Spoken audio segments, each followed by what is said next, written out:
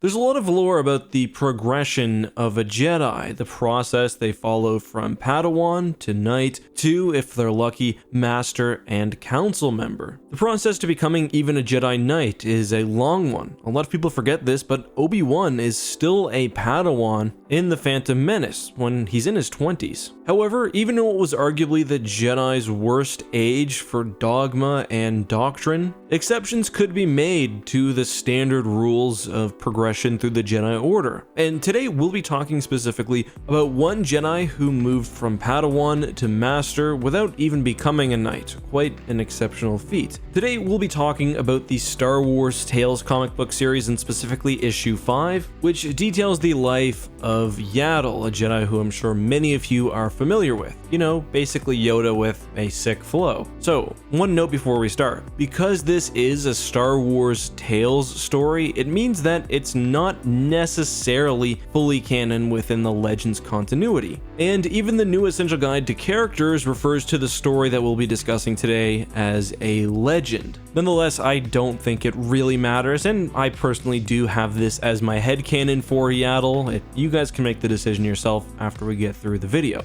Anyway, over 200 years before the Clone Wars, Yaddle and her master, Pulvin Cut, were on a mission trying to free a planet from the clutches of a villain known as Warlord Tulok. As a side note, I find this interesting because that indicates that Yaddle's training, given that she was still an apprentice, probably started after she was 50 to 100 years old. Now, we don't know really anything about Yoda's species' lifespan when they mature in Star Wars Legends, but it seems like maybe they've got something similar going on as Baby Yoda does in Star Wars canon. Anyway, Yaddle and her master are betrayed by the Resistance fighters they're helping on the planet, and she is eventually captured and held in confinement, at least until the Warlord lost interest in the planet, at which point he had her buried within a pit in the ground, and it was in this pit that Yaddle would stay for hundreds of years. He did this, by the way, because instead of outright killing Yaddle, he figured that one day her spirit would break and she could be used as a hostage for the Jedi. Of course, that never happened. As this society collapsed above ground, the planet having been stripped of its resources, Yaddle simply meditated. She went on her own inner journey and eventually achieved unity with the Force. She became powerful in combat by defending herself from underground predators, and it seems like she even developed past the ability to need water or nutrition.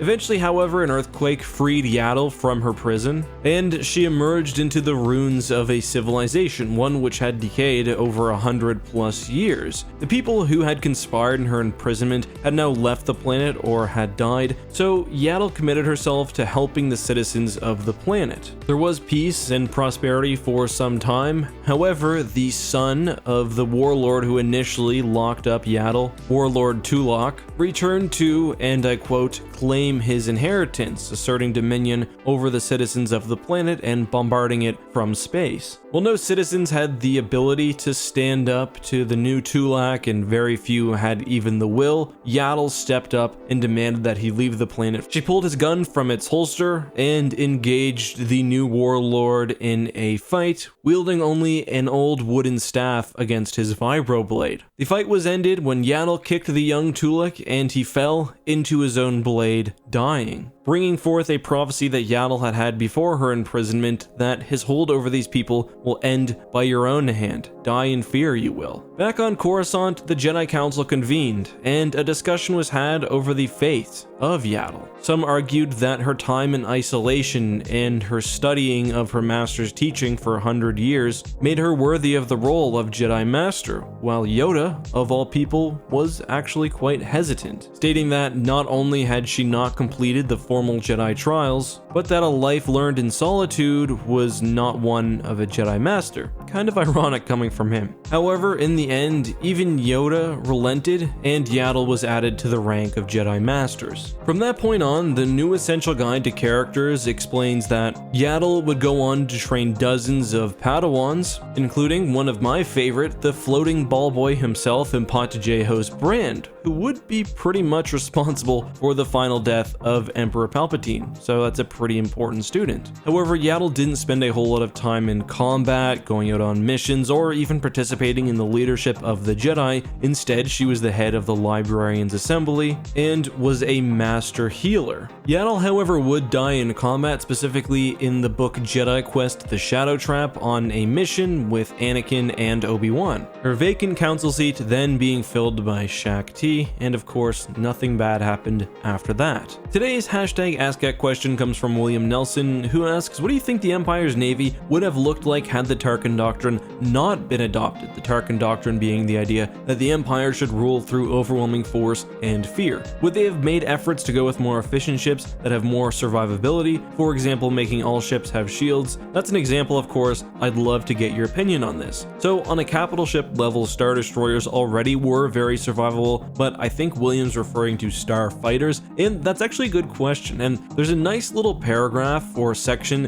in the Essential Guide to Warfare which talks about the advancements along the TIE line, everywhere from the initial TIE Fighter to advanced models like the TIE Avenger and the TIE Defender. And there's a little bit in there about how, with the effectiveness of expensive ships like the TIE Defender, some within the Imperial Navy were worried that eventually the Navy would be all starfighter carriers and starfighters. So I guess that's one idea of what a more efficient or non-Tarkinian Navy would have looked like. But aside from that, I would guess that it would have no Super Star Destroyers, no Death Star, maybe still some Star Destroyers, but probably not as much, and a lot more smaller ships, IPVs, Carracks, things like that. But guys, that's all I have for today. I hope you enjoyed this video. If you did, make sure to drop a like, and until next time guys, be safe, have fun, and may the Force be with you.